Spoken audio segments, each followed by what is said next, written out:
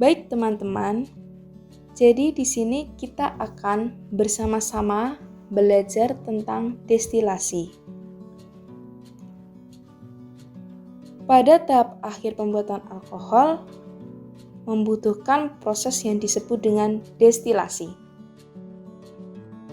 Destilasi adalah metode untuk memisahkan suatu campuran homogen yang berdasarkan pada perbedaan titik didih komponen-komponen yang ada di dalam campuran.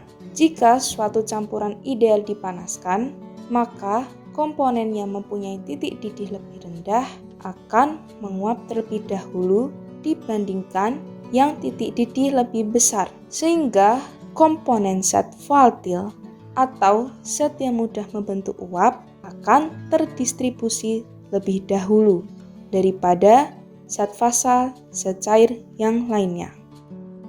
Ada beberapa jenis destilasi. Nah, di sini kami akan menjabarkan macam-macam destilasi yang paling sering digunakan. Yang pertama, destilasi sederhana.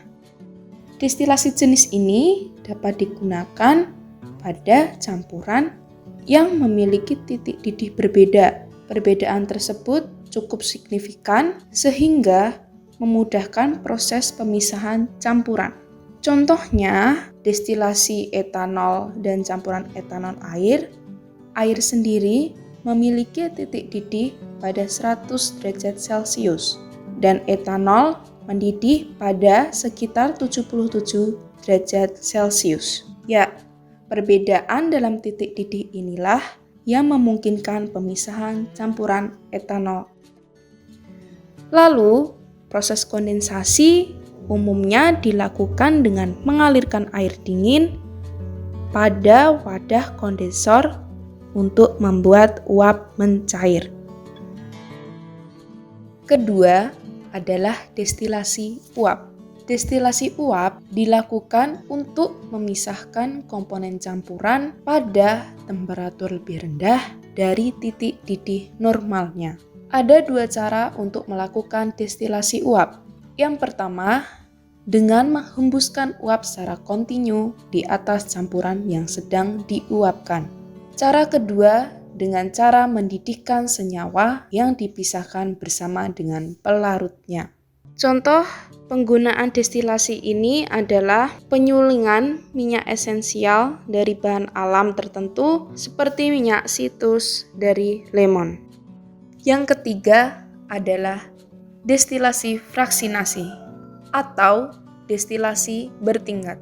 Destilasi ini dapat digunakan untuk memisahkan komponen dengan perbedaan titik didih yang dekat. Dalam destilasi ini digunakan kolom fraksinasi yang memiliki peran penting dalam pemisahan. Campuran akan dipanaskan sehingga uap akan naik memasuki kolom fraksinasi. Selanjutnya, saat uap sudah dingin, maka akan mencair pada kolom fraksinasi.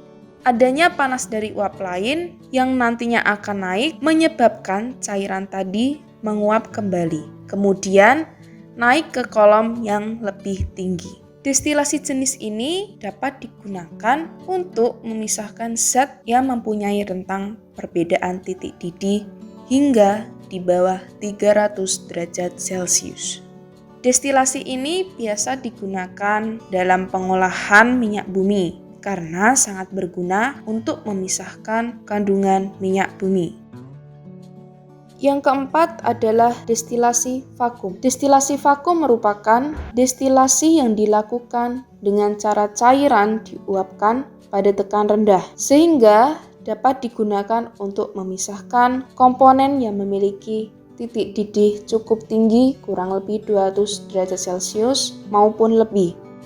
Contohnya dalam pembuatan minyak eteris, minyak esensial, minyak aromatik, dan minyak terbang. Kelima adalah destilasi azeotrop. Destilasi azeotrop merupakan destilasi dengan cara penguapan zat cair tanpa mengubah komposisi. Jadi ada perbedaan komposisi antara fase cair dan fase uap. Hal ini merupakan syarat utama supaya pemisahan dengan cara distilasi dapat dilakukan. Kalau komposisi fase uap sama dengan komposisi fase cair, maka pemisahan dengan cara distilasi tidak dapat dilakukan. Distilasi ini sering digunakan dalam proses isolasi komponen, pemakatan larutan, dan juga pemurnian komponen cair. Selanjutnya, kita akan belajar terkait teori sifat azeotrop. Nah, apa itu azeotrop? Azeotrop adalah campuran dari dua atau lebih cairan dalam sedemikian rupa sehingga komponen tersebut tidak dapat diubah dengan destilasi sederhana. Nah, kita tahu ya tadi disebutkan bahwa destilasi sederhana itu memiliki perbedaan titik didih berbeda secara signifikan atau beda titiknya cukup jauh.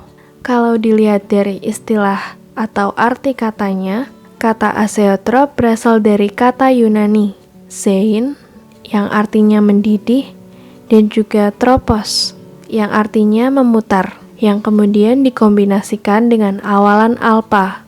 Untuk apa? Untuk memberikan makna secara keseluruhan bahwa azeotrop adalah sifat di mana tidak ada perubahan pada saat mendidih. Kemudian, setiap azeotrop itu memiliki titik didih yang khas. Ada dua jenis. Yang pertama, titik didih suatu azeotrop positif dan juga titik didih suatu azeotrop negatif.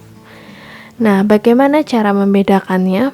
Apabila dilihat dari titik didihnya, pada azeotrop positif itu kurang dari suhu titik didih setiap konstituennya. Kemudian titik didih suatu azeotrop negatif, yaitu lebih besar dari titik didih setiap konstituennya. Oke, agar lebih paham, akan ada dua contoh. Yang pertama adalah sebuah contoh dari azeotrop positif. Ada dua jenis cairan. Yang pertama adalah etanol 95,63% dan juga air 4,37%.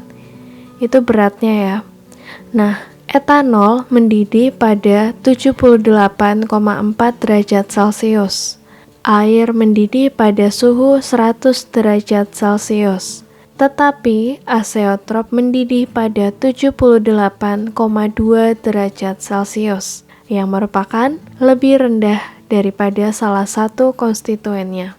Nah, secara umum, sebuah azeotrop positif mendidih pada suhu yang lebih rendah daripada rasio lain dari konstituennya. Azeotrop positif juga disebut campuran didih minimum atau azeotrop tekanan maksimum. Kemudian kita beralih ke contoh azeotrop negatif. Ada cairan asam klorida dengan konsentrasi 20,2% dan air 79,8% yang merupakan beratnya. Hidrogen klorida mendidih pada suhu minus 84 derajat Celcius, sedangkan air mendidih pada suhu 100 derajat Celcius. Tetapi azeotrop mendidih pada suhu 110 derajat Celcius yang lebih tinggi daripada salah satu konstituennya.